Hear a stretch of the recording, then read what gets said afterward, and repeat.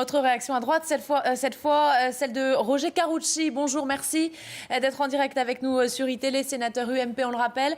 C'est la bonne option qu'a choisi François Hollande et Manuel Valls? C'est pas la bonne, c'est la seule.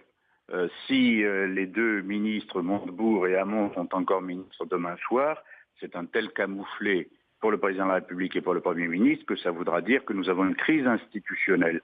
Est-ce que c'est la bonne solution pour eux? Je n'en sais rien, parce qu'en réalité, le retour éventuel de Benoît Hamon et de Montebourg à l'Assemblée nationale va renforcer les frondeurs.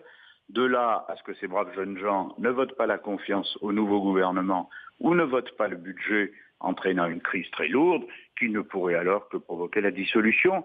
Il n'y a qu'un pas.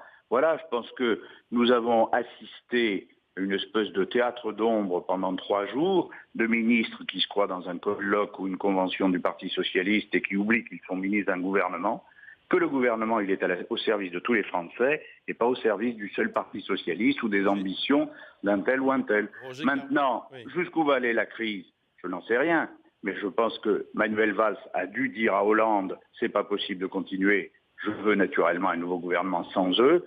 Est-ce que c'est la fin de la crise? Est-ce que c'est le début d'une nouvelle crise parlementaire, institutionnelle conduisant à la dissolution?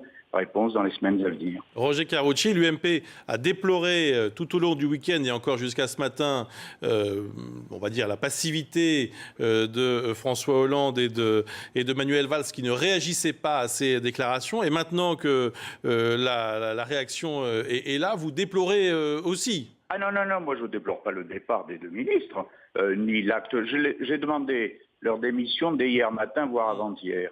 Donc moi je ne déplore pas, je considère que c'était la seule solution institutionnelle et que Manuel Valls a parfaitement raison de faire un acte d'autorité en disant ça ne peut pas durer.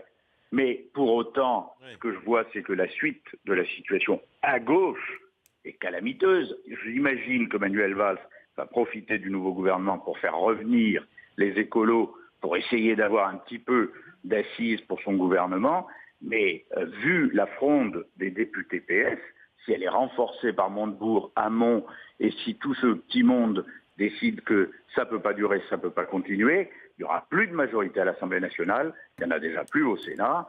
Ça veut dire que nous avons un gouvernement, quel que soit l'acte d'autorité de Manuel Valls, qui n'a plus de majorité du tout, ni pour son budget, ni pour la confiance, ni pour la suite. Et dans ces cas-là, la Ve République et la Ve République, il ne reste qu'une solution, la dissolution.